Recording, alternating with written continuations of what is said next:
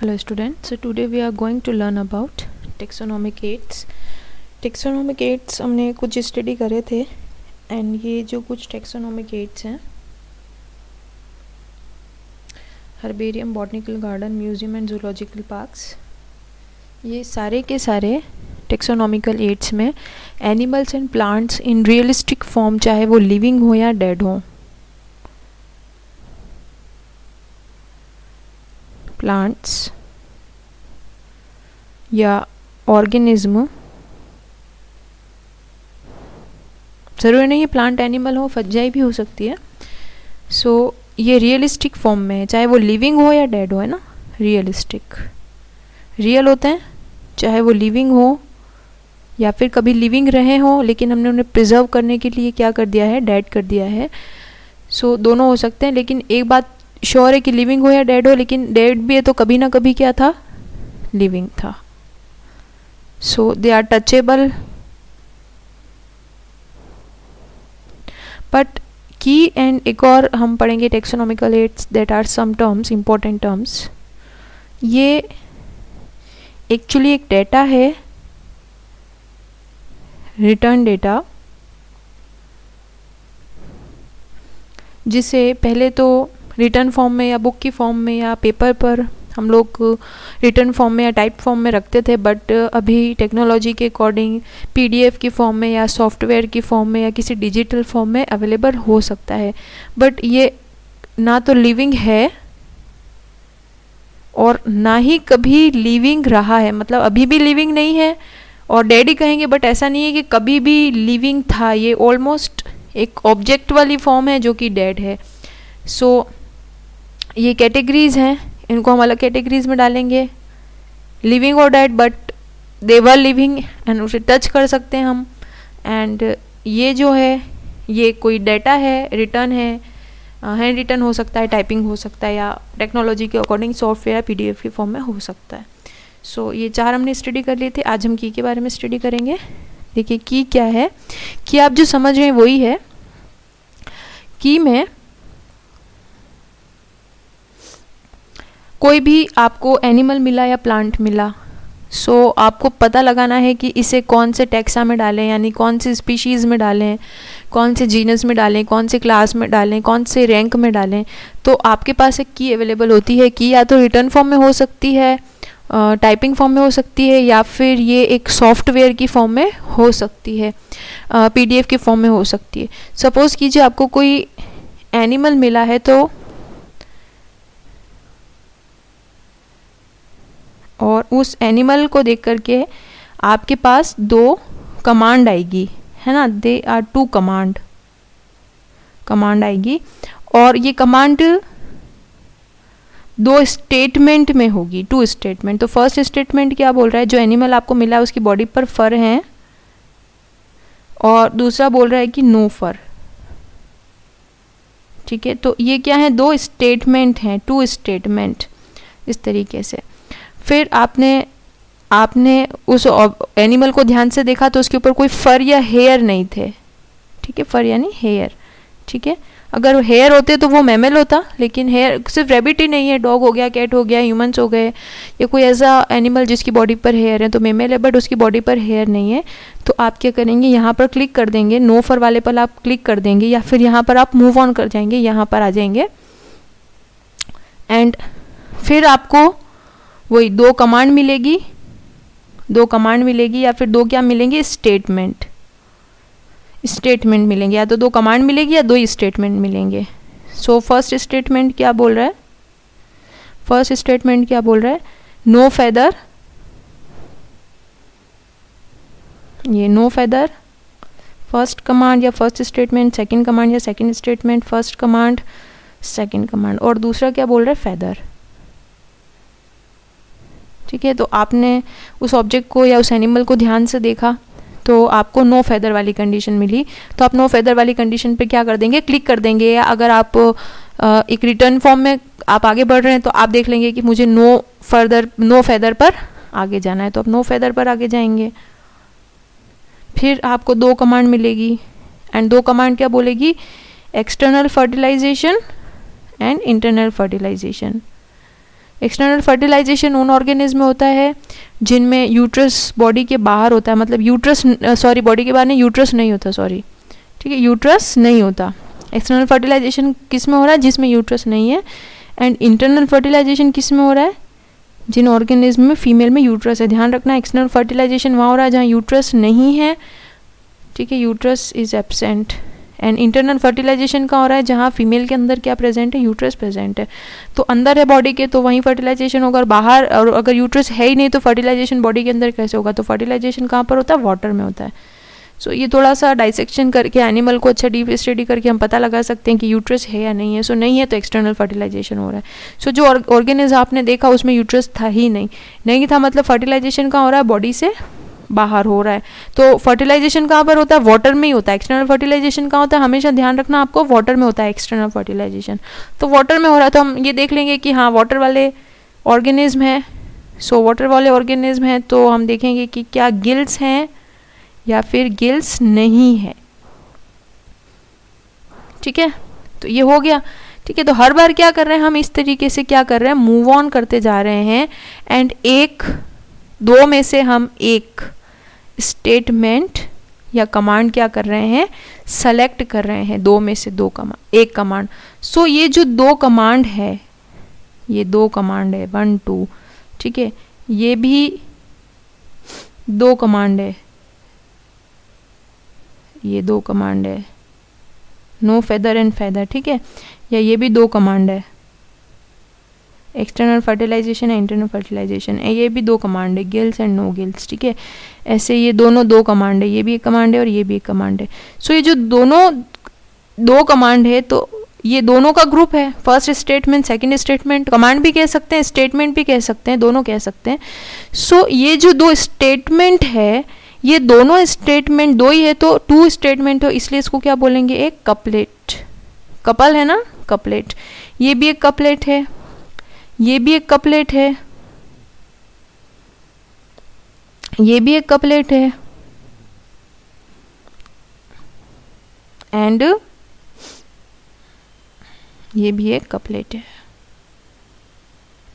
तो इस तरह से क्या हो गया? सब कपलेट हो गए। जैसे ये एक कपलेट है, ये हैज फर एंड नो फर, ये कपलेट हुआ।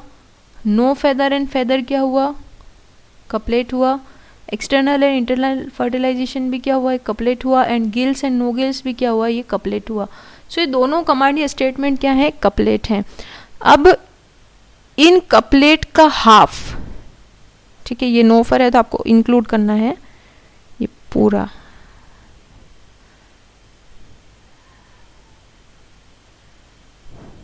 ये फर एंड नो फर, तो ये क्या हो गया? पूरा का पूरा नो फर क्या हो गया? ये पूरा का पूरा एक कपलेट हो गया है। सो कपलेट है। अब इस कपलेट का हाफ आइदर फर आइदर नो फर, हम एक ही बात कर रहे हैं, या तो हम फर की बात कर रहे हैं या नो फर की बात कर रहे हैं। आइदर नो फेदर और फेदर, आइदर एक्सटर्नल फर्टिलाइजेशन और इंटरनल फर्टिलाइजेशन, आइदर गिल्स और नो गिल्स, ठीक है। तो आप अगर दोनों की बात कर रहे थे, फर और नो फर, आप दोनों की बात कर रहे थे तब तो ये कपलेट था। आप नो फेदर और फेदर दोनों बात कर रहे थे, कॉन्ट्रास्टिंग मतलब एक दूसरे के अपोजिट, ठीक है। कौन सी कमांड भी कौन सी होती है? कमांड भी कौन सी होती है? एक दूसरे के अपोजिट, या फिर कैसी होती है? कॉन्ट्रास्टिंग। कॉन्ट्रास्ट में, अपोजिट में होती है, सब अपोजिट ही है या नहीं है या नहीं है, पॉजिटिव तो दोनों कभी भी नहीं जा रही। सो हाफ, ठीक है, गिल्स है या गिल्स नहीं है, ठीक है। सो अगर आप इनके साथ में बात करते हैं, ये हैज फर नो फर दोनों की साथ में बात करते हैं, तब तो आप इसे बोलेंगे कपलेट, ठीक है। साथ में बात करें तो कपलेट। बट अगर आप किसी एक की बात कर रहे हैं, आप या तो फर की बात कर रहे हैं, नॉन फर की बात कर रहे हैं, नो फेदर की बात कर रहे हैं, फेदर की बात कर रहे हैं, एक्सटर्नल फर्टिलाइजेशन की बात कर रहे हैं, इंटरनल फर्टिलाइजेशन की बात कर रहे हैं, गिल्स की बात कर रहे हैं या नो गिल्स की बात कर रहे हैं, तो जब आप किसी एक ही स्टेटमेंट या कमांड की बात करते हैं तो उससे बोलते हैं हम लेड। क्या बोलते हैं? लेड। सिर्फ फर की बात करें तो लेड हो गया, नो फर की बात करें तो लेड हो गया। सो कमांड, या हम बात करते हैं अगर कपलेट की, तो कपलेट में कितने कमांड होते हैं? 2 कमांड, ठीक है, या फिर 2 कमांड या फिर 2 स्टेटमेंट, ठीक है, कपलेट में। बट जब लेड की बात करते हैं तो ओनली वन कमांड या फिर वन क्या आ गया, स्टेटमेंट आ गया। या तो कपलेट में 2 कमांड या 2 स्टेटमेंट हो सकते हैं, ये सब में 2 कमांड है या 2 स्टेटमेंट हैं। लेकिन आप लेट की बात करेंगे तो कमांड ये सॉरी जो कपलेट है उसका क्या कर दो, हाफ कर दो, ओनली वन कमांड और ओनली वन स्टेटमेंट, कोई भी एक को ले लो आप। सो एग्जाम्पल आपको समझ में आ गया होगा। अगर इस चीज़ की बात कर रहे हैं कि गिल्स है और गिल्स नहीं है, दोनों चीज़ साथ में बोल रहे हैं, तो 2 कमांड हो गई या 2 स्टेटमेंट हो गया, तो तब तो क्या बोलेंगे इसको, कपलेट, कपल हो गया। बट अगर आप सिर्फ गिल्स है, सिर्फ या तो ये बोल रहे हैं या फिर आप क्या बोल रहे हैं, या गिल्स नहीं है, साथ में नहीं बोल रहे, या साथ में आप इनको अटैच करके नहीं बोल रहे।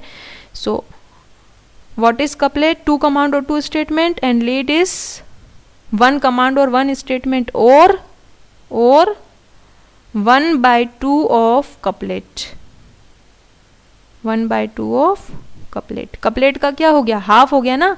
ये पूरी कपलेट थी, एक्सटर्नल फर्टिलाइजेशन इंटरनल फर्टिलाइजेशन, और इसका हाफ कर दिया तो ये अलग पार्ट हो गया और ये अलग पार्ट हो गया। तो क्या बोलेंगे फिर इसको, ये अलग सेपरेट लेट या फिर अलग सेपरेट लेट। ठीक है, तो आप ये कह सकते हैं कि अगर एक कपलेट है, 1 कपलेट,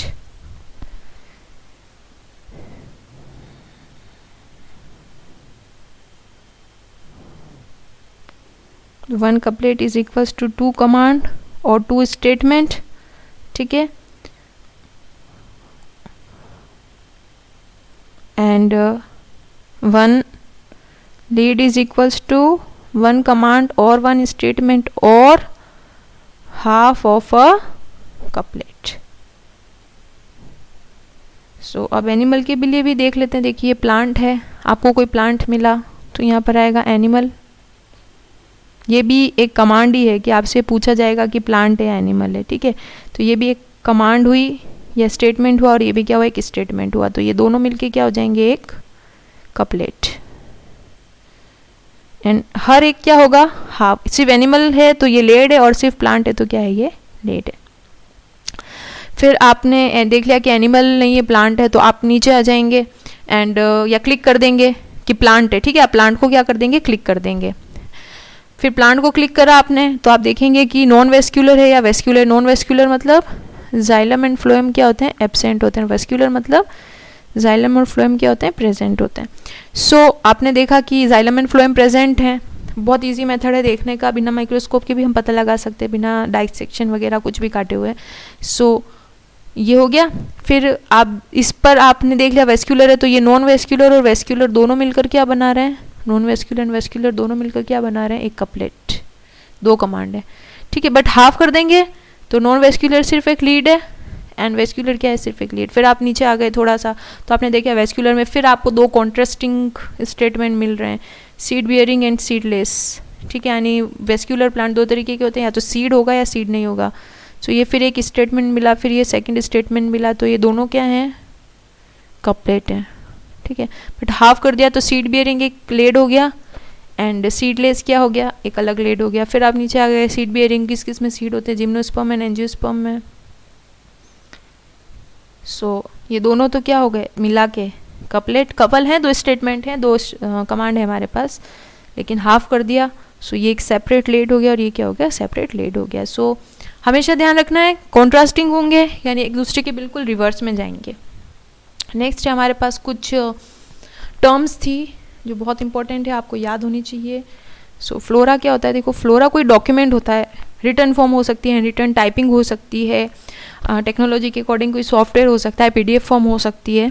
सो वो प्लांट की स्पीशीज़ के बारे में बताता है फ्लोरा। ठीक है, आपसे पूछ लिया फ्लोरा क्या होता है, सो बहुत सारे ऑप्शन आ गए, आपको आंसर लिखना है। सो प्लांट की स्पीशीज़ के बारे में बताएगा। फ्लोरा प्लांट को डिनोट करता है इन अ जियोग्राफिक एरिया। जियोग्राफिक एरिया छोटा भी हो सकता है, बड़ा भी हो सकता है, कितने भी किलोमीटर्स में हो सकता है। ये जियोग्राफिकल एरिया है ना, कितने भी किलोमीटर्स का एक जियोग्राफिकल एरिया होता है। आप देखें आप किस हिसाब से जियोग्राफिकल एरिया को कंसिडर किया जा रहा है, छोटा है या ज़्यादा है। तो इसमें जितनी भी प्लांट की स्पीशीज़ हैं, ये यहाँ पर या तो छोटा लिया तो यहाँ कितनी होगी, बड़ा लिया तो यहाँ कितनी होगी, और आपने बड़ा ले लिया तो कितनी होगी।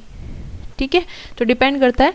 सो जितने भी उस जोग्राफिकल गिवन एरिया में जितनी भी प्लांट की स्पीशीज़ हैं उनका पूरा डाटा फ्लावरिंग सीजन क्या है, फ्रूटिंग सीजन क्या है, डिस्ट्रीब्यूशन क्या है, यानी जियोग्राफिकल एरिया में कौन सी जगह पर कौन सी स्पीशीज़ है, वो सब कुछ प्रोवाइड किया जाता है।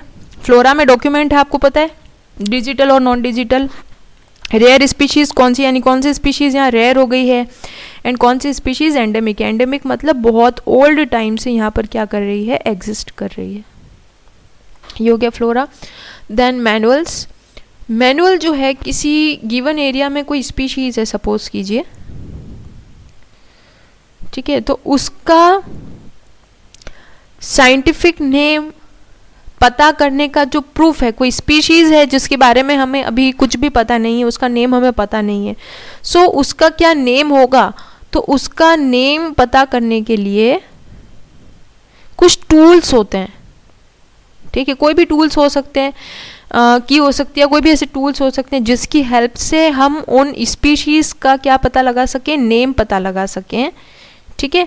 तो वो जो डॉक्यूमेंटेशन है, ठीक है, manuals are helpful in giving data, data मतलब आप समझ रहे हैं कोई भी information written to recognizable proof of names of species found in region. तो इस रीजन में सपोज कीजिए बहुत सारी स्पीशीज़ हैं लेकिन हमें उनके नाम नहीं पता हैं, तो मैनुअल्स क्या करेगा, हमें ऐसा डेटा प्रोवाइड करेगा, इस तरीके का डेटा प्रोवाइड करेगा जिससे हम इन स्पीशीज़ का क्या पता लगा सकें, नाम पता लगा सकें। तो एक्चुअली में मैनुअल क्या है, नाम पता लगाने का जो टूल है या नाम पता लगाने का जो डाटा है, डाटा ही है, रिटर्न फॉर्म में कुछ होगा, ठीक है, कुछ डाटा हो गया, तो वो डाटा क्या कहलाएगा हमारा, मैनुअल। कि आपको कोई स्क्रिप्ट दे दी जिसके बेस पर आपको पता लगाना है या आपको इजीली पता लग जाए 100% प्रूफ के साथ कि उस एरिया में या उस रीजन में जो स्पीशीज़ है उसका नाम क्या होना चाहिए या क्या उसका नाम होता है। Next is monograph. मोनोग्राफ पूरे ग्लोबल लेवल पर मतलब वर्ल्ड लेवल पर चलता है, एंड किसी भी टेक्सोन आपने वो पढ़ा था ना, स्पीशीज़ से लेकर के एंड फाइनली डोमेन तक था हमारा। सो मोनोग्राफ क्या करता है कि किसी भी रैंक, ठीक है, रैंक हमारे पास बहुत सारे थे, टेक्सोन जिसको कहा था स्पीशीज, जीनस, फैमिली, सो उनके पूरी डिटेल, क्योंकि आपको सिर्फ फ्लोरा तो क्या बता रहा है, फ्लोरा आपको सिर्फ स्पीशीज़ के बारे में बता रहा है, एंड एक जोग्राफिकल एरिया लिमिटेड जो आपने डिसाइड करा है या जो प्रोवाइडेड है। बट मोनोग्राफ क्या कर रहा है, तो वर्ल्ड लेवल पर चल रहा है, एंड टेक्सोन, ठीक है, रैंक, फैमिली, जीनस, स्पीशीज़, इनके टेक्सोन, ये जो टेक्सोन है, रैंक है, उनके रिलेटेबल पूरा क्या कर रहा है, डेटा प्रोवाइड कर रहा है। तो ये ऐसा कोई डॉक्यूमेंट है, मोनोग्राफ डॉक्यूमेंट है और वर्ल्ड लेवल पर है, जो कि आपको पूरी इंफॉर्मेशन प्रोवाइड करवाता है,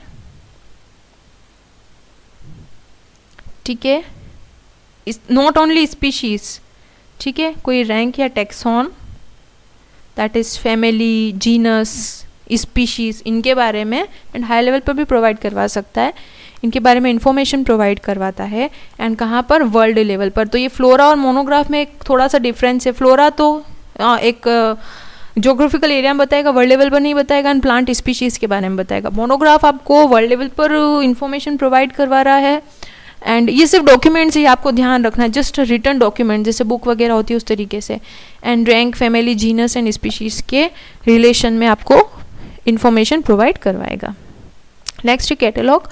कैटलॉग, आप जो कैटलॉग से एग्जैक्टली जो आप समझ रहे हैं, आपने कभी वर्ड सुना होगा कैटलॉग वगैरह, हम लेने जाते हैं तो पूरी एक इन्फॉर्मेशन होती है ना, पूरी एक इन्फॉर्मेशन होती है, सेम थिंग है।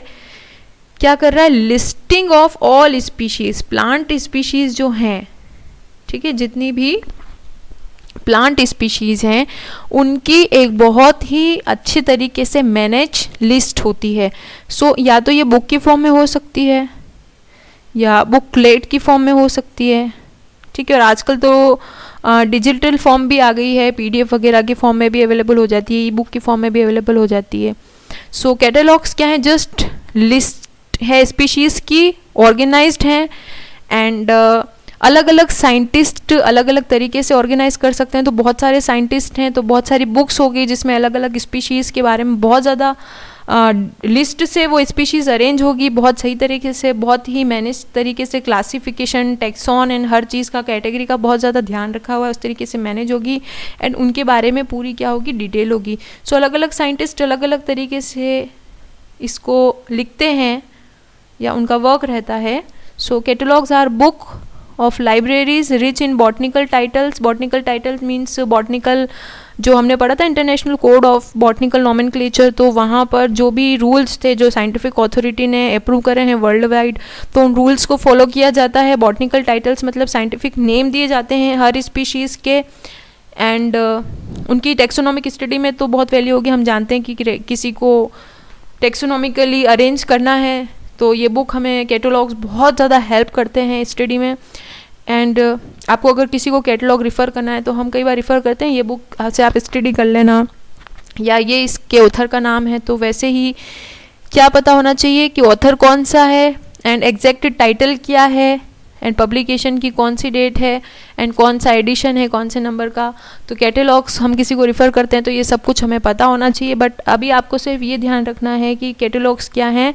वही कैटलॉग्स हैं जहाँ पर पूरा क्या होता है, स्पीशीज़ का लिस्टिंग होती है अच्छे से, बॉटनिकल नेम के साथ लिस्टिंग है एंड कौन सा वो स्पीशीज़ है, क्या साइंटिफिक नेम है, क्या उनका जीनस, ऑर्डर, एवरीथिंग वो हर तरीके से मैनेज होती है. So catalogues are simply listing of all species organised in some way. कहीं ना कहीं ऑर्गेनाइज्ड हैं सारी की सारी species. So these are some terms and आपको टर्म्स बहुत अच्छे से याद रखनी है कि कौन सा टर्म क्या बता रहा है आपको, कौन सा टर्म क्या पता चल रहा है कि फ्लोरा के बारे में बात कर रहे हैं तो क्या बात कर रहे हैं, मैनुअल्स के बारे में हम स्टडी कर रहे हैं तो क्या स्टडी कर रहे हैं, हमें क्या पता चल रहा है, मैनुअल से हमें क्या फ़ायदा है, मोनोग्राफ से हमें क्या फ़ायदा है, कैटलॉग से हमें क्या फ़ायदा है. तो ऑलमोस्ट ये सारी चीज़ें एक दूसरे से बहुत ज़्यादा रिलेट करती हैं. आपको लगता है कि सब कुछ सेम ही तो जा रहा है, वैसे सब सेम है अगर आप बहुत ज़्यादा नैरो लेवल पर देखो, बट जैसे जैसे आप डिटेल में जाओगे तो आपको डिफरेंस पता लगने लग जाएंगे. और इसमें MCQ भी आते हैं बहुत सारे इन्हीं टॉपिक्स से. तो आप अच्छे से इसको समझ कर एक बार अपने लेवल पर आप अंडरस्टैंड करने की कोशिश कीजिएगा एंड उसके बाद आपको डिफरेंस पता चल जाएगा कि क्या डिफरेंस है फ्लोरा एंड मैनुअल में, या मैनुअल एंड मोनोग्राफ में, या मोनोग्राफ एंड कैटलॉग में, या मोनोग्राफ एंड फ्लोरा में क्या डिफरेंसेस है. तो बहुत ज़्यादा स्टडी करने के बाद एंड आप अगर बहुत अच्छे मार्क्स लाना चाहते हैं तो आप ये जो भी इनकी डेफिनेशंस हैं वो एक बार एकदम अच्छे से मेमोरी में फीड कर लीजिए.